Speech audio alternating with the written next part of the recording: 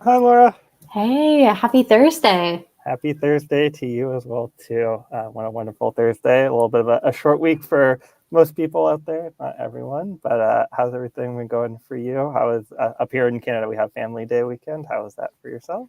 It was good. Yeah, no, definitely nice to have a long weekend, which is always good. But you definitely come back to lots of emails, so powering through this week, but it's always nice to have that extra day. How about you? Yeah, absolutely. It's always nice to catch up. It feels like it's already been a year and it's only been a month and a half into the year, but always nice for a little break. I feel like in the social media world, we talked about this a lot. We had some great reports around social media mental health over the past couple of years too, where sometimes it's tricky to be able to check out from the day to day, but being able to schedule your content, being able to check out for a little bit is always great. And looking forward to talking about some of these updates as people come back into the week here.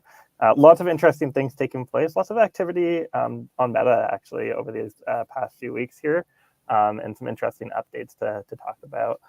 So to kick it off, an exciting new one around the integrations between Facebook and Threads.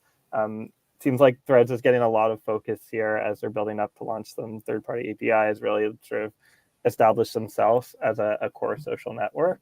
And so part of that experience, they've launched the ability to start to cross post between both Facebook and Threads, similar to sort of Instagram living in that world now. Facebook starting to come in there a little bit as well too. Curious to get your thoughts. So I know the experience on Facebook has changed a lot over the past decade, and so seeing them try and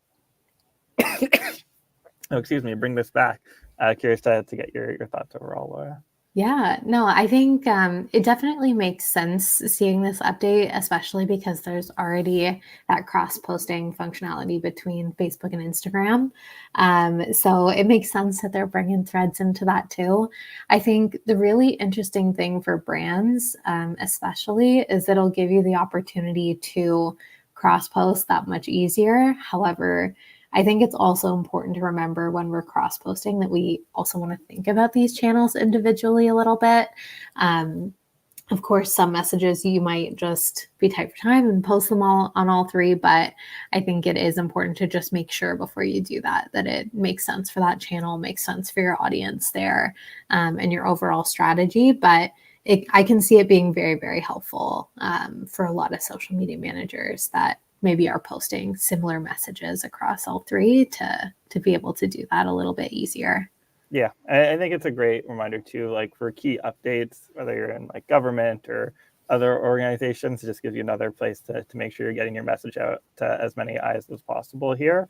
But I think also a great call out around when you think about your audience, and we'll talk about this later in the show, but really as you start to define strategies across these different networks and the audiences that you're looking to engage with in those communities, trying to tailor the messaging, because if you're just posting the same thing everywhere, some platforms may land well, some it might not hit the mark quite as well too. Continuing on here, an update that I saw that I was very interested in and quite excited about. WhatsApp's starting to add new text formatting options. They had a great little teaser video showing how to start to build out sort of numbered lists and bullet points and start to add in things like bold and italics. It seems like a small update in a sense, where it's just like, okay, we can do formatting that we've done in emails and other ways for quite a long time. But to me, it seemed actually quite exciting to be able to start to use this. I feel like social media almost lags in that type of experience for a while to have a lot of those more fun types of formatting options, and it opens up a world of possibility overall. Curious though to get your sense, Laura, on how this update may change how people use WhatsApp. Yeah, no, I think like similar to you when I saw it, I was like, it seems small, but it's so impactful. Just because now you can get a little more creative with those messages. I think of businesses that use WhatsApp to communicate with their customers. It gives you the ability to, bold some text or add in some bulleted or numbered lists with instructions if you need to send those along. So it gives you more formatting options to, I think personally, just look a little bit more professional almost.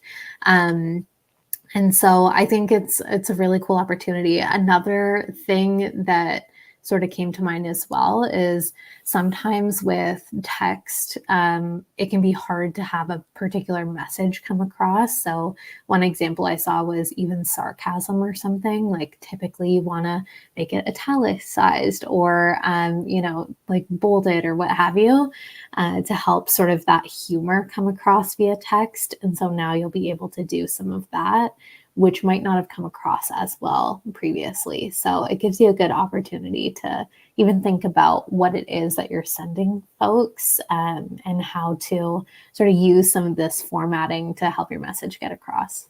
Yeah, I'm hopeful too. I know a lot of social networks don't support this type of formatting, like Instagram comes to mind as well too, where it'd be very interesting to see if in the next 2-3 years that starts to spread out across different social networks as well.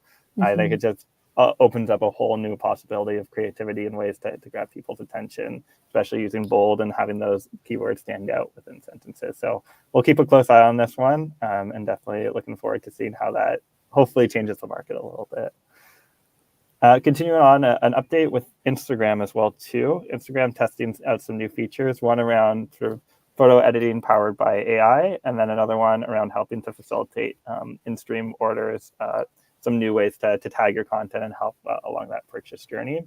I think speaking to the second piece there, I think it's quite interesting with sort of Instagram product tags being launched in that experience, and now taking it to that next level, more visual sort of tag appearing on there, helping drive a lot more of those purchases as well from different businesses. We've seen TikTok invest a lot in social commerce and building out that experience and trying to drive people to make purchases through their platform. So it's no surprise Instagram's following suit and trying to build up that experience. On the background side, I think this one's also quite fun. Opens up a lot of creativity and possibility for creators. I think it's an example of how AI has just been helping more and more for those not in the know. It's similar to like if you're on your phone and you hold that and you can like sort of cut out the little person and have that other background start to come into play. So I'm curious, Laura, have you played around with those types of background features at all, whether just on your normal phone or in other tools? And what gets you excited about these updates? Yeah, I think what's really, really cool about this is, it gives you possibilities to test. So, even though it's a feature where it's like, yeah, okay, we can change out the background and make it look like I'm anywhere in the world. What's cool about it is you could test out, different formats, different backgrounds or whatnot for different posts that you might have as a brand. I think I read that they're bringing it into maybe the ad space soon as well and testing that out. So I think it'll be a really, really cool way to, instead of having to source all these individual images or edit all these individual images, you can really tweak using AI, these like alternate backgrounds and whatnot for testing out different imagery. So I think there's a lot of really cool potential. Also, it's just fun being able to like change up your background and make it seem like you're somewhere else. So, I mean, it goes both ways. And then the in-stream orders is going to be really, really cool, especially for brands that sell products. It's interesting because you bypass the Instagram store, or the Instagram shop. So it'll be a really cool way to like get some of those products out there quickly, and have folks be able to buy them right within sort of the stream or within stories. So I'm excited. I think both of these are really fun updates and, lots of possibilities for brands to be using them. Yeah, wonderful.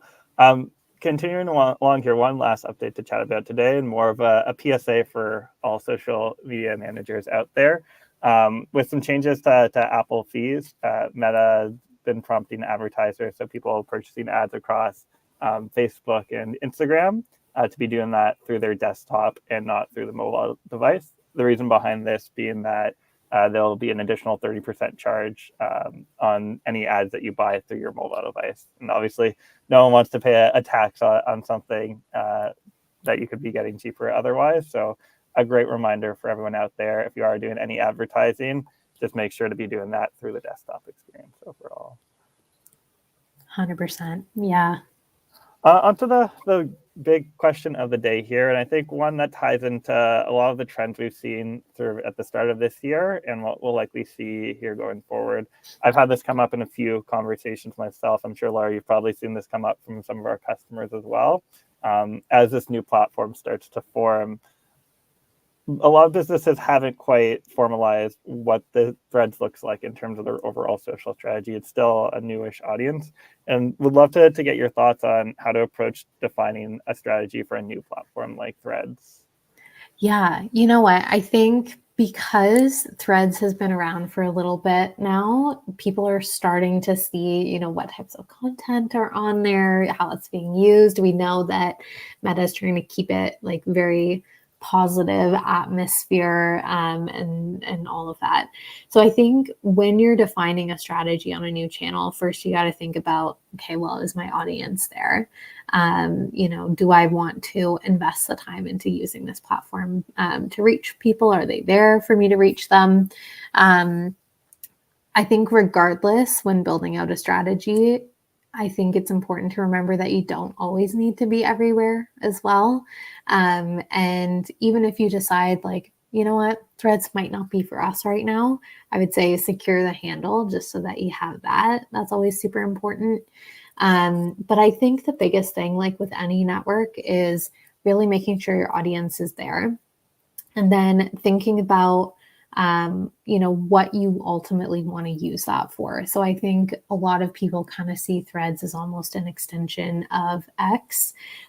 So maybe some of those updates, but also I would almost include a little bit of Instagram in there, which sort of like, the relatability aspect. I see a lot of quotes from brands in Threads. So really thinking about, with this cross posting between Facebook and Meta, or Facebook and Instagram, and the Threads sort of being incorporated in that now too. It's like, okay, maybe some of those pieces of content will cross post to test out, see what works well for us, and sort of experiment in the beginning. And then I think ultimately that strategy will sort of form over time, but it's kind of hard until you got started to like fully see what your audience likes.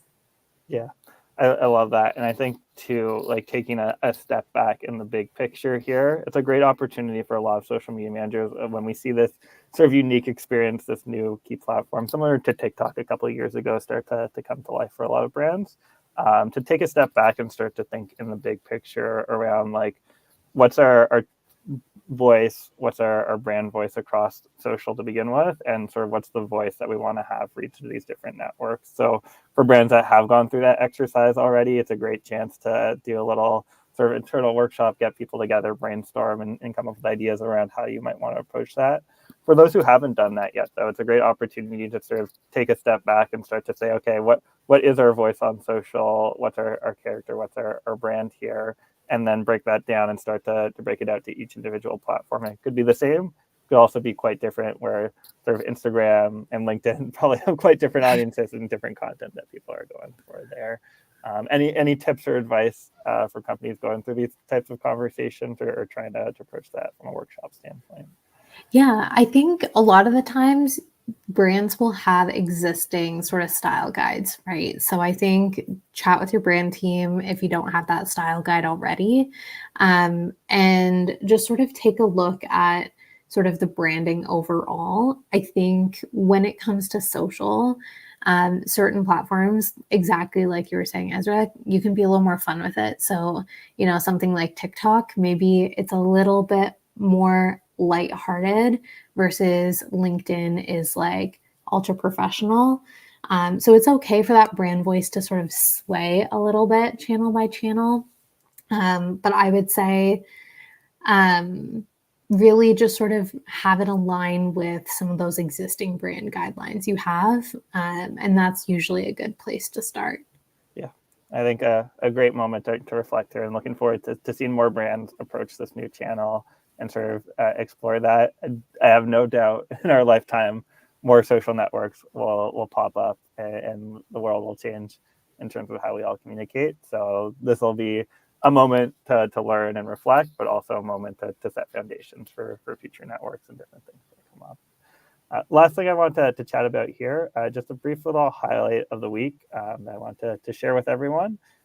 This one, a creator that I like to follow, a creator on YouTube called Ludwig. He does live stream content and has been able to build a great following in the community, but also has built great relationships with the leadership team over at YouTube. And he did a really great interview with the relatively new CEO at YouTube, asking a lot of insightful questions, talking about some of the experience and strategy over here. So something that I quite enjoy. Definitely recommend people out there in the social media management world to go and check it out as well too. And we'll drop a link in the comments there. But it's always interesting when you see these very senior leaders talking to people and sharing some insights behind the scene. I know, Laura, you're a little bit of a YouTuber yourself over the years as well too. Curious to get your thoughts on these types of interviews and this type of content. I love them just because I feel like, I don't know, you get to learn so much more about a company and, getting sort of that inside scoop, see where their vision sits. So I love, especially like looking at this. I'm excited to watch the video later too. But, the car sort of casual interview, rather than like a very formal interview, I think is always that much more engaging. So something like this, it's cool because it's a little more candid. It humanizes like YouTube overall by getting to sort of chat with leadership in a very casual, candid way. So I'm excited to watch it. But yeah, I think interviews are a really good way to sort of get to know a little bit more about a company. Yeah, and it's interesting too because typically like people like YouTube CEO are not like celebrities in the normal sense of the term, but definitely people who shape the world that we live in a very influential way. And so being able to get a peek into their mind is always very exciting. So yeah, definitely recommend checking this one out. I've been enjoying it myself over the past few days here, and wishing everyone a wonderful week. Lots of exciting updates here, lots of things changing. I'm sure many new things come in as we wrap up the week here too. So yeah, thank you again, Laura, for a lovely show, and hope everyone has a lovely rest of their day. Thanks, everyone.